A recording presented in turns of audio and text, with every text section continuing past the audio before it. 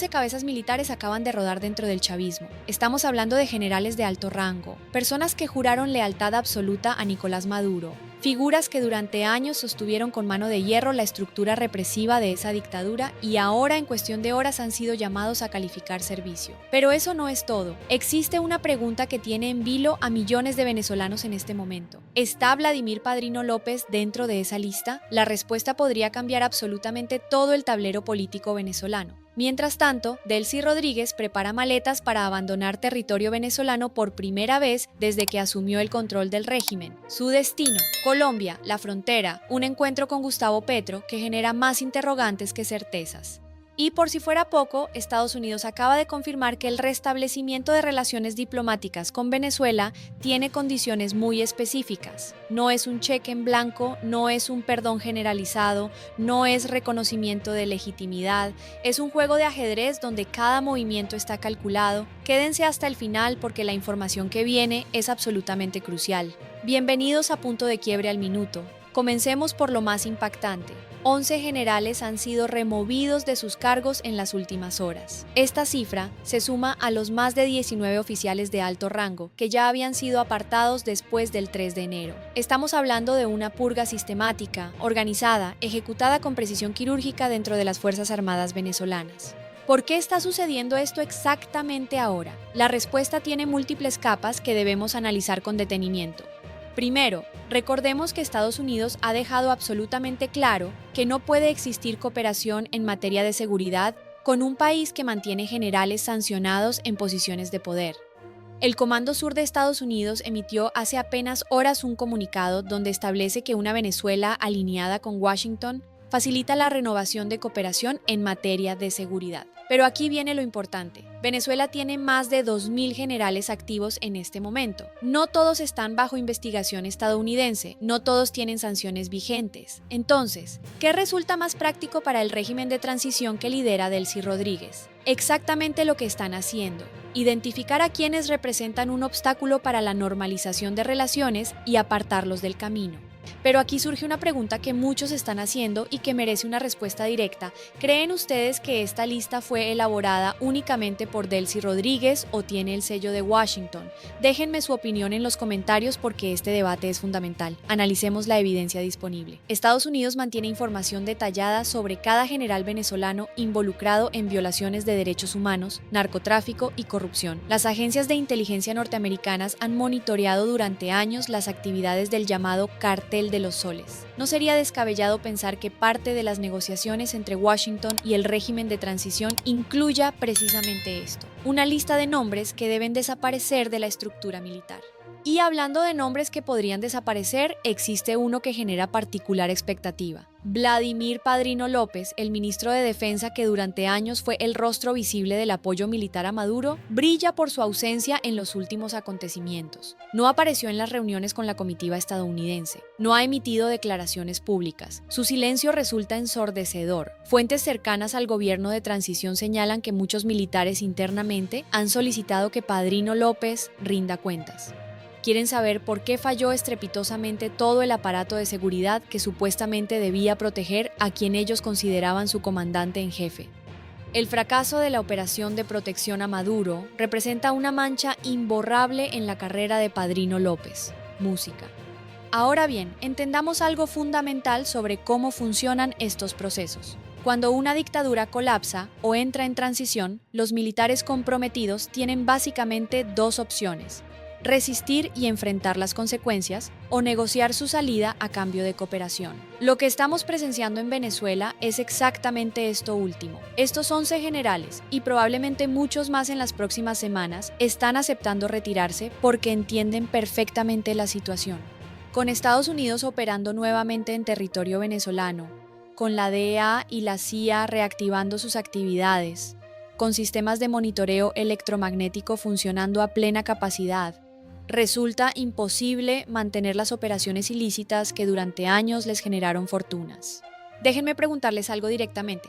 Si ustedes fueran uno de estos generales con sanciones internacionales, con investigaciones abiertas en Estados Unidos, ¿qué preferirían? ¿Aferrarse al poder sabiendo que eventualmente terminarán extraditados o negociar una salida que les permita conservar al menos parte de su patrimonio? La ironía resulta extraordinaria cuando lo pensamos detenidamente. Estos mismos generales que durante años juraron defender la revolución bolivariana hasta las últimas consecuencias, que amenazaron con 100 años de guerra si alguien se atrevía a tocar a Venezuela, ahora presentan sus renuncias con una docilidad que resulta casi conmovedora. El discurso incendiario se derritió ante la realidad de las sanciones y las investigaciones internacionales. Pasemos ahora a analizar el viaje de Delcy Rodríguez a Colombia. Esta será su primera salida del país desde que asumió el control del régimen de transición. El encuentro con Gustavo Petro en la frontera colombo-venezolana está programado para los próximos días y las especulaciones sobre los temas a tratar son múltiples. La respuesta probablemente involucra consideraciones prácticas sobre flujos migratorios, seguridad fronteriza y oportunidades comerciales, pero también podría relacionarse con la cumbre de seguridad que se celebrará simultáneamente en Florida, donde notablemente ni Venezuela ni Colombia figuran entre los países invitados. Hablando de esa cumbre, resulta significativo observar quiénes sí participarán. Argentina, Bolivia, Chile, Costa Rica, República Dominicana, Ecuador, El Salvador, Guyana, Honduras, Panamá, Paraguay, Trinidad y Tobago. Todos países que han adoptado posiciones alineadas con Washington respecto a temas de seguridad hemisférica. La ausencia de Venezuela, Colombia y México envía un mensaje muy claro sobre las prioridades estadounidenses. Ahora debemos abordar un tema que ha generado enorme expectativa en las últimas horas. Circulan informaciones muy consistentes sobre la posibilidad de que María Corina Machado regrese a Venezuela acompañada de un alto funcionario estadounidense. Algunos sugieren que podría tratarse del propio presidente Trump, otros apuntan hacia el secretario Marco Rubio. No existe confirmación oficial sobre estos rumores. Sin embargo, diversas fuentes coinciden en señalar que el regreso de María Corina Machado está siendo planificado de manera que maximice su impacto político y mediático. Llegar acompañada de una figura prominente de la administración Trump representaría una demostración de respaldo inequívoca. Pensemos en lo que significaría una imagen así. María Corina Machado, la líder opositora que organizó la Resistencia Democrática, que articuló la candidatura de Edmundo González Urrutia, que enfrentó persecución y amenazas constantes, aterrizando en suelo venezolano junto al secretario de Estado de la primera potencia mundial. El simbolismo resultaría devastador para cualquier intento del régimen de transición por minimizar su figura. Les pregunto directamente, ¿creen ustedes que el régimen de transición permitirá el regreso de María Corina Machado sin condiciones, sabiendo que probablemente arrasaría en cualquier elección competitiva? Comenten porque esta pregunta resulta fundamental. No puede existir un proceso electoral genuinamente democrático si los principales líderes opositores permanecen inhabilitados, exiliados o amenazados. El plan de 3 fases de Marco Rubio contempla explícitamente el regreso de María Corina Machado y Edmundo González Urrutia como parte de la tercera fase. Y aquí entra en juego otro elemento que pasó relativamente desapercibido, pero merece atención. Jorge Rodríguez, en una entrevista reciente, fue consultado sobre la posibilidad de que renuncien los magistrados del Tribunal Supremo de Justicia y los rectores del Consejo Nacional Electoral. Su respuesta resultó extraordinariamente reveladora. En lugar de negar rotundamente esa posibilidad, como hubiera hecho en cualquier momento anterior, Jorge Rodríguez habló de construir consensos, de avanzar hacia un nuevo tiempo político, de pintar la cancha política, económica y social. Fue una respuesta evasiva, calculadamente ambigua, que deja abierta la puerta a cambios institucionales que antes resultaban impensables. ¿Por qué importa tanto esto? Porque el Tribunal Supremo de Justicia y el Consejo Nacional Electoral fueron los instrumentos principales que utilizó el chavismo para legitimar fraudes electorales y perseguir opositores. Sin una renovación profunda de estas instituciones, cualquier promesa de elecciones libres carecería de credibilidad. El hecho de que Jorge Rodríguez no descarte categóricamente estas renuncias sugiere que forman parte de las negociaciones en curso. Estados Unidos entiende perfectamente que celebrar elecciones con los mismos árbitros que validaron el fraude del 28 de julio resultaría inaceptable para la comunidad internacional y para el pueblo venezolano. Cambiemos ahora brevemente el enfoque para contextualizar lo que sucede en Venezuela dentro del panorama geopolítico más amplio. El presidente Trump ha mantenido una posición extremadamente dura respecto a Irán, exigiendo rendición incondicional, rechazando cualquier negociación que no contemple términos absolutos. ¿Por qué menciono esto en un análisis sobre Venezuela? Porque ilustra perfectamente cómo la administración Trump diferencia entre adversarios según circunstancias específicas. Con Irán, confrontación máxima sin concesiones. Con Venezuela, pragmatismo calculado que permite trabajar con elementos del régimen anterior siempre que avancen hacia objetivos definidos. Esta diferenciación obedece a factores múltiples. Venezuela representa una amenaza menor en términos militares directos, pero ofrece oportunidades económicas significativas. Las reservas petroleras más grandes del mundo confirmadas se encuentran en territorio venezolano. Con el estrecho de Hormuz bajo tensión por el conflicto con Irán, asegurar fuentes alternativas de hidrocarburos resulta estratégicamente vital. Reflexionemos juntos sobre algo. ¿Creen ustedes que Estados Unidos estaría invirtiendo tanto capital político y diplomático en Venezuela si no existieran esos intereses petroleros? La respuesta honesta probablemente sea negativa, pero esto no necesariamente representa algo negativo para Venezuela. Los intereses pueden alinearse incluso cuando las motivaciones difieren.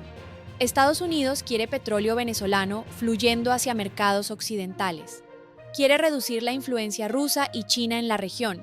Quiere estabilizar flujos migratorios. Venezuela necesita inversión, necesita normalización internacional, necesita reconstrucción económica. Ambas partes pueden obtener lo que necesitan si el proceso de transición avanza según lo acordado.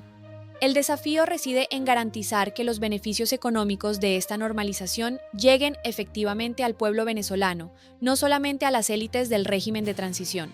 Precisamente sobre este punto, economistas consultados señalan que la eliminación progresiva de sanciones debería traducirse en mejoras tangibles para la población. Se prevé que la hiperinflación comience a ceder gradualmente, que los precios inicien un descenso lento pero sostenido, que la economía encuentre cierta estabilización en las próximas semanas y meses. Ayer mismo se conoció que Delcy Rodríguez firmó un acuerdo significativo con Shell. No estamos hablando de millones, sino de miles de millones de dólares en inversiones petroleras. Estos recursos, adecuadamente administrados y supervisados, podrían iniciar la reconstrucción de un país devastado por décadas de corrupción y mala gestión. Sin embargo, la experiencia enseña cautela. Durante años, la administración Biden otorgó licencias petroleras al chavismo bajo promesas de reformas que nunca se materializaron. El dinero fluyó hacia las cuentas del régimen mientras la población continuaba sufriendo. La administración Trump ha señalado explícitamente que no repetirá ese error, que existirán mecanismos de control sobre cómo se distribuyen estos recursos. Ahora, permítanme abordar algo que resulta fundamental recordar en medio de todos estos análisis geopolíticos y movimientos diplomáticos. Existen todavía 526 presos políticos encarcelados ilegalmente según Foro Penal. Cada uno de ellos tiene familia, tiene historia, tiene derechos que fueron violados por un régimen criminal. La liberación de presos políticos forma parte explícita de la segunda fase del Plan Rubio. Hasta el momento ha habido liberaciones parciales, insuficientes, que no satisfacen las demandas de justicia, mientras que de un solo preso de conciencia en cárceles venezolanas no puede hablarse de transición completa ni de normalización genuina. Les pregunto con toda sinceridad, ¿podemos celebrar acuerdos diplomáticos y económicos mientras compatriotas permanecen encarcelados por ejercer derechos fundamentales? La presión debe continuar en todos los frentes. Celebramos cada avance, reconocemos cada paso positivo, pero mantenemos la exigencia de libertad plena para todos los presos políticos. Y hablando de presión, el presidente Trump ha confirmado que enviará al secretario Marco Rubio a Cuba próximamente. Durante una llamada telefónica con periodistas, afirmó textualmente que Cuba caerá pronto y que pondrá a Marco Rubio a trabajar en ello. La presión sobre las dictaduras supervivientes del eje bolivariano no cesa. Esto conecta con algo que hemos repetido constantemente. La caída de Maduro representa el primer dominó de una secuencia que debe incluir Cuba y Nicaragua. Mientras estas dictaduras permanezcan, seguirán intentando desestabilizar cualquier proceso democrático en Venezuela. La libertad hemisférica es interdependiente. Música. Volvamos ahora al análisis de la situación interna venezolana para cerrar con perspectiva completa. Lo que estamos presenciando representa sin duda un momento histórico. Purgas militares de esta magnitud no ocurrían desde hace décadas. Negociaciones diplomáticas de este nivel con Estados Unidos parecían impensables hace apenas meses.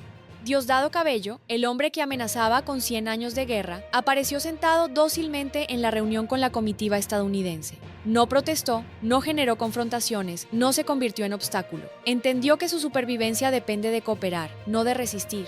Jorge Rodríguez, otro de los rostros visibles del régimen criminal, habla ahora de consensos y nuevos tiempos políticos. Utiliza un lenguaje que antes hubiera considerado traición a los principios revolucionarios. La ideología se derrumbó ante el pragmatismo de la supervivencia. Vladimir Padrino López permanece en silencio, su futuro incierto, su poder evaporándose, mientras generales bajo su mando son apartados uno tras otro. El aparato militar que debía proteger eternamente la revolución, hoy negocia su propia desarticulación. Una reflexión final que merece consideración seria. ¿Estamos presenciando el fin definitivo del chavismo como proyecto político o simplemente su mutación hacia algo diferente igualmente problemático? La respuesta dependerá en gran medida de lo que suceda en los próximos meses.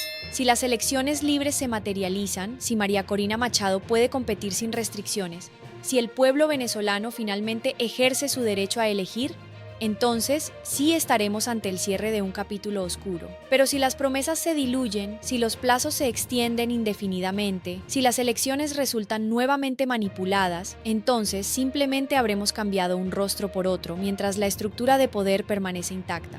La vigilancia ciudadana debe mantenerse inquebrantable. Independientemente de quién ocupe el poder transitoriamente, la exigencia permanece inalterable. Elecciones libres, transparentes, supervisadas internacionalmente, donde compitan todos los candidatos sin exclusiones arbitrarias. Nada menos resulta aceptable después de todo lo que Venezuela ha sufrido. Los niños que no tienen 3 comidas diarias merecen un país diferente. Los enfermos sin medicamentos merecen un sistema de salud funcional.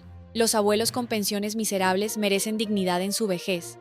Los millones de exiliados merecen poder regresar a una patria libre.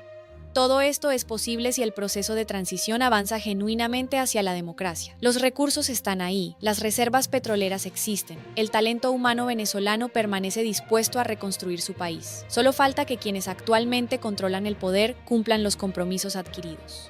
La presión internacional debe continuar. La atención mediática no puede relajarse. El acompañamiento ciudadano resulta indispensable. Cada general que cae representa un paso adelante. Cada acuerdo económico supervisado representa una oportunidad. Cada preso liberado representa una victoria parcial. Mientras tanto, seguiremos informando cada desarrollo, analizando cada movimiento, denunciando cada incumplimiento, porque Venezuela merece periodismo comprometido con la verdad, no con ningún poder transitorio. Gracias por acompañarnos hoy. Soy Laura Salazar y esto ha sido Punto de Quiebre al Minuto. Nos vemos en el próximo informe, donde continuaremos siguiendo cada detalle de esta histórica transición venezolana. Manténganse informados, manténganse esperanzados, manténganse vigilantes. La libertad está más cerca que nunca, pero todavía debemos conquistarla.